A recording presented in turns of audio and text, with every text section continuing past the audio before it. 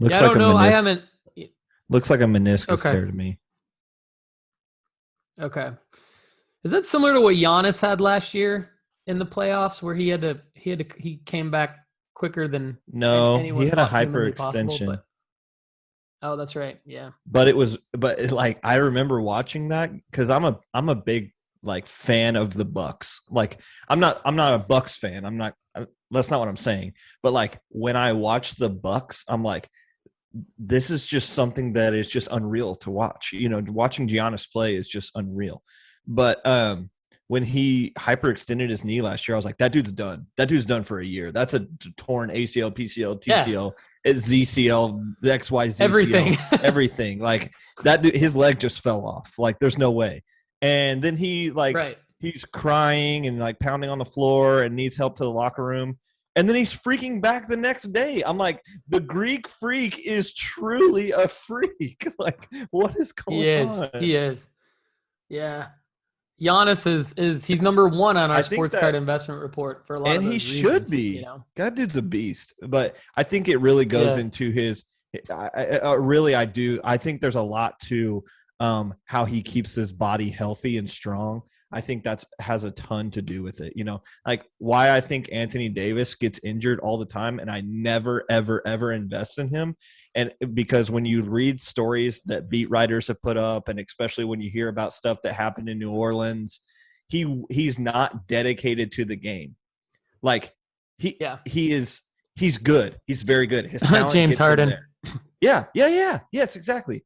It blows my mind that these guys are at that level straight off of talent, and they do get in the gym, but it's not like LeBron, Giannis, or Giannis, Kobe. Like there's guys that literally they eat, sleep, breathe, repeat. Their recovery, everything is in. Tom Brady's the same way.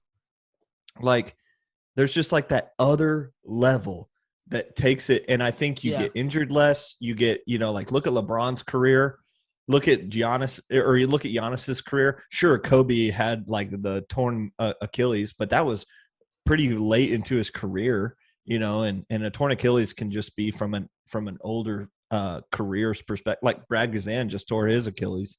So he's a goalkeeper for the U.S. So, but he's way up there in age too. And so, anyway, sorry, I got on like this Yeah. weird like keep your body Well, injury. healthy No. kick.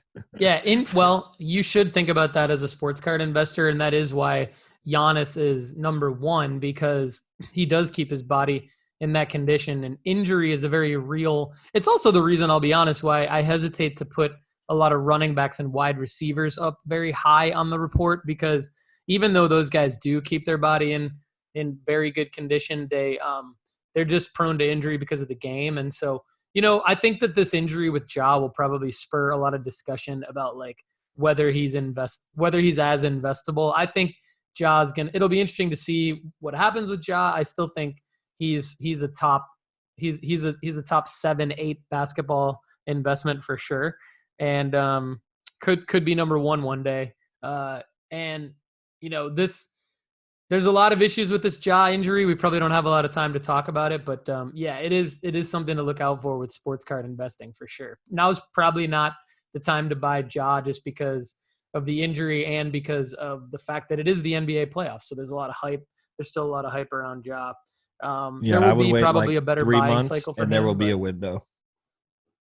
yeah, there'll be a window. And December was really low for basketball cards. So just keep in mind any of the guys that we're talking about from a basketball standpoint, December, it'll be interesting to see if December 22 is the same as December 21, but everything dipped really low. Yeah. You could get Trae Young stuff for dirt cheap. You could get everybody for dirt cheap. So, well, let's segue into a guy that does not get much hobby love, and I just wonder if we should be talking about him more, and if so, what cards should we be talking I about? And that's love Kareem this Benzema. discussion. I'm so pumped. Okay. Well, I want to let you lead it because I see, if you're watching on YouTube, you'll see I've got some Benzema cards pulled up here in terms of what people want for the Benzema cards. I'm not saying that these are the accurate prices that you should pay, but there's a 2018 National Treasures Colossal out of 20 auto, on-card auto patch. Things like that are not going to be cheap, but I almost feel like you probably shouldn't. If you're going to invest in Benzema, you probably should go high-end.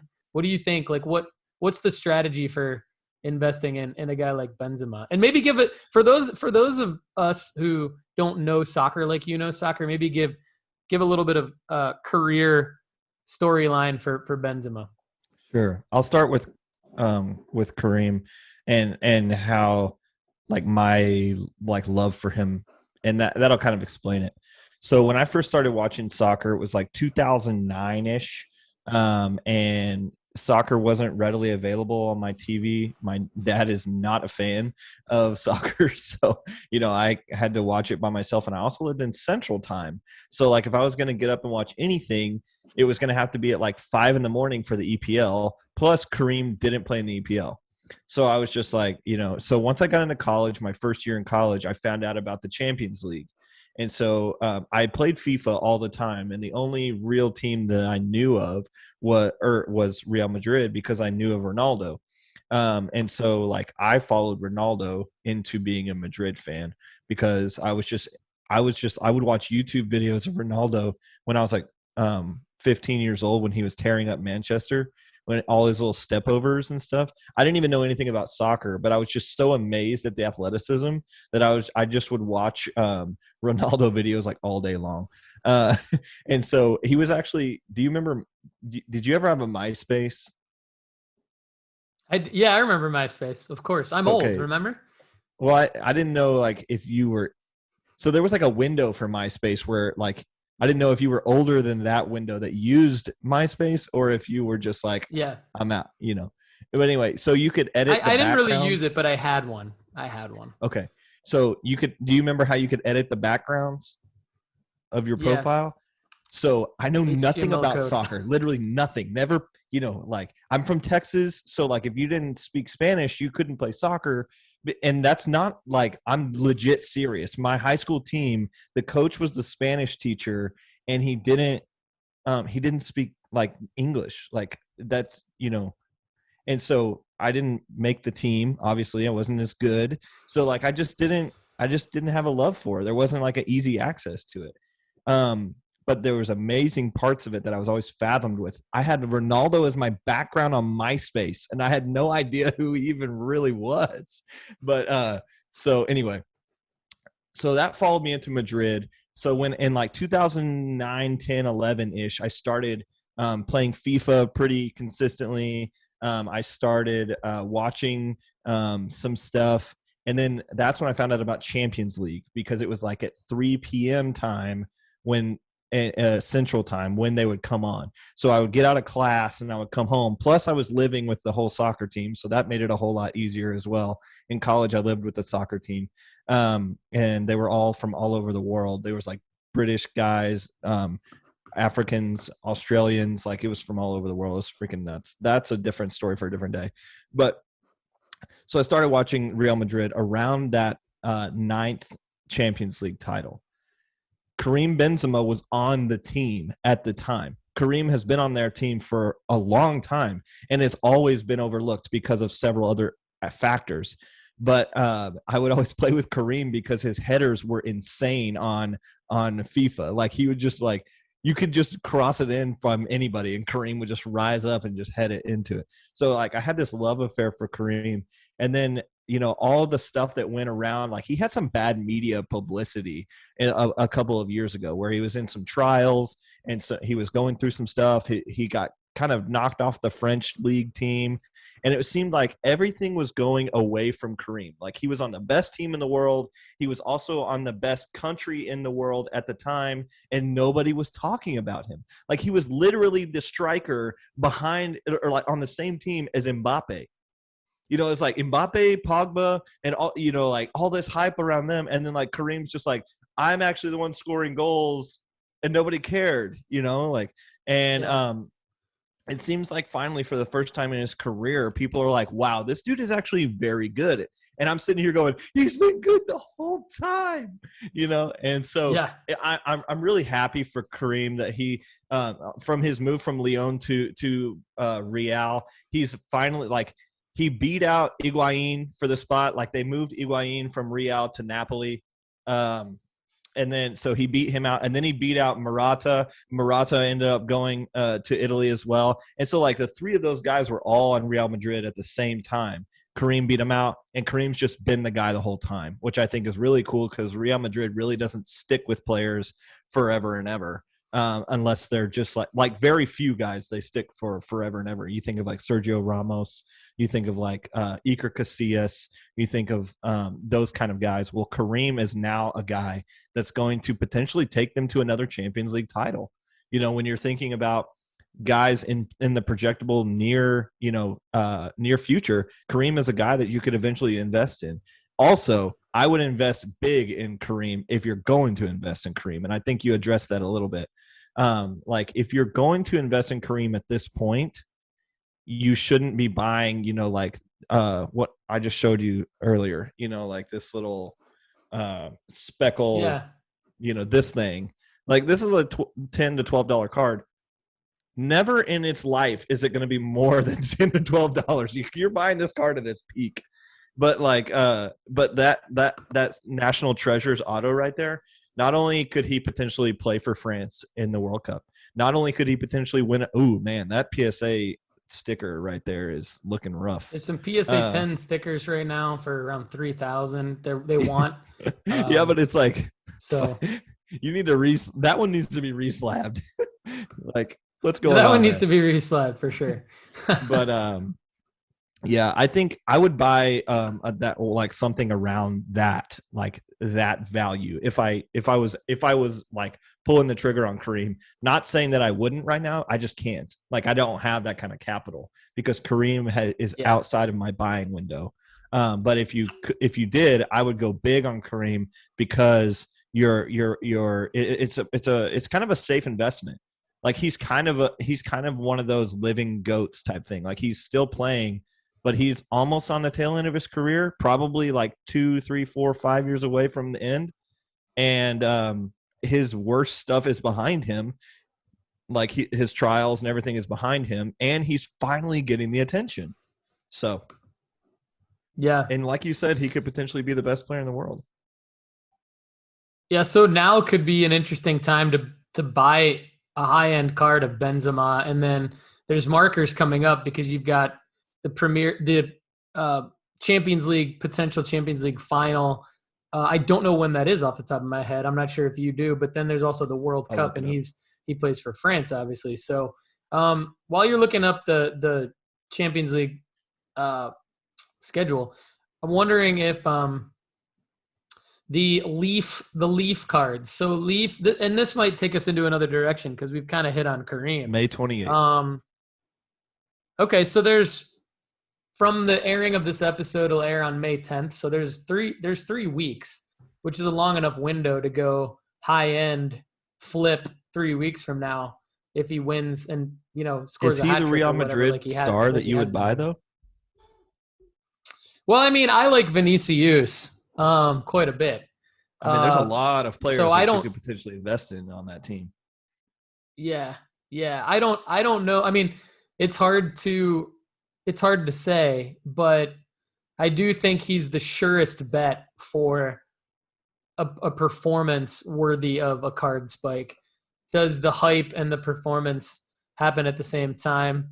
We're not sure, right? But maybe to your point, like he's finally there. And we'd love to know in the comments from you all, like, what do you think of Benzema? Like, does he have a market? Like, you could sort this right now to sold listings and kind of see a little bit of his market. What are some of the recent Benzema sales? They've gone, they're a lot of best offer accepted. So we don't, I think 130 point shows the actual price, but he's selling. He sold an awful lot in March and April. There's a sale in May of a Leaf auto. And that's actually what I wanted to ask you. Like, are the Leaf autos, and I have a selfish reason for asking this, are the Leaf autos of a guy like Benzema investable? Because I forgot to mention this in my earlier buys, but I did order 2 boxes of Pro Set Soccer Hobby from Leaf's website over the weekend because there is Haaland and Messi autos in there. And they're cheap. They're under, it's $265 a box. So it's not like it's, it's that's the whole thing with Leaf autos is that the debate is, are they investable? The good news is they're usually a lot cheaper than a licensed auto. The bad news is because they're not licensed, like what ceiling do they have? But with guys like Haaland, Messi, and Benzema, what's your take on specifically Leaf autos for those guys? Because you see a lot of them here as you look at listings for Benzema. I've met the Leaf CEO. I like him a lot. I think he's hilarious. Hopefully that I can introduce you guys at the National. That'd be pretty cool. But I'm not love to have him on the fan show. of Leaf products. Yeah, and he's one of those guys that would love to be on the show. I think, for instance, there was a breaker that was doing some Leaf case breaks, and there was like some fishiness going on. Like they had cut some labels and like made it look like it wasn't open, and then they opened it, and then they had taken the hit slots out and then put it back together, and then and you could barely tell. But the CEO saw it on Twitter, and the CEO said, you've messed this up. You need to reconcile this, and I'm coming to call you on this. And I was like, I love that. I love that. I love that the CEO of the company is like doing quality control in Twitter, But anyway, Yeah. he's a cool guy. Some of it. So the reason why I think Benzema could potentially be worth it in the Leaf product is because there is not a whole lot of high-end Benzema. And so this kind of plays into the same kind of mental theory that I had for Anthony Gordon.